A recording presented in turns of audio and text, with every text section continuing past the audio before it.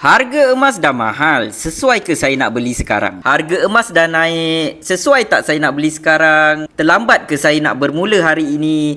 Jom kita buat kira-kira sesuai ataupun tidak kalau harga semakin naik.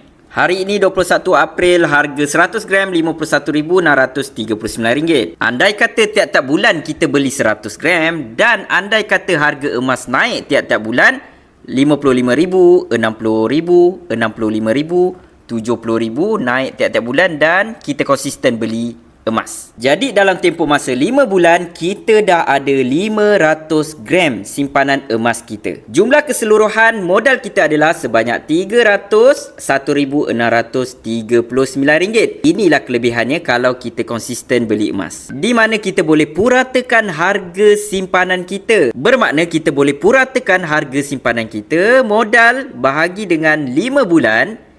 Harga purata untuk 100 gram jatuh RM60,327.80.